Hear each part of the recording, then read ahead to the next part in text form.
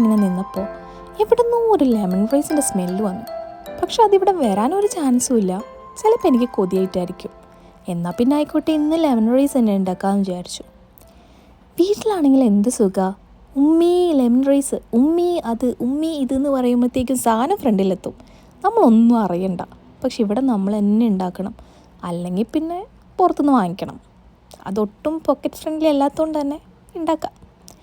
അപ്പോൾ നമ്മൾ പാൻ വെച്ച് കടുക് ഉലുവ പൊട്ടിച്ച് നമ്മുടെ വേപ്പിലയും വറ്റൽമുളകും ഇട്ട് കൊടുത്തു. ഉള്ളി അല്ലെങ്കിൽ സവാള കുറച്ചിടുക, മഞ്ഞൾപ്പൊടി ഉപ്പിടുക, നന്നായിട്ടൊന്ന് വഴറ്റി അതിനകത്തേക്ക് ലെമൺ ജ്യൂസ് ഒഴിച്ച് കൊടുക്കുക. കപ്പലണ്ടിയോ അല്ലെങ്കിൽ നമ്മുടെ കാഷ്യൂ നട്ട്സോ എന്തെങ്കിലും വേണമെങ്കിൽ ഇടാം കേട്ടോ. എന്നിട്ട് റൈസും തട്ടിക്കഴിഞ്ഞാൽ നമ്മുടെ സംഭവം സെറ്റാണ്. അടിപൊളി സാധനമാണ്. ഇതിൻ്റെ കൂടെ കറിയൊന്നും വേണ്ട. പിന്നെ ഞാൻ കുറച്ച് പപ്പടവും പിക്കിളും വെച്ചിട്ടാണ് സെർവ് ചെയ്തത്. അടിപൊളി സാധനമാണ് കേട്ടോ. ഓക്കെ എന്നാൽ ശരി, ബായ്.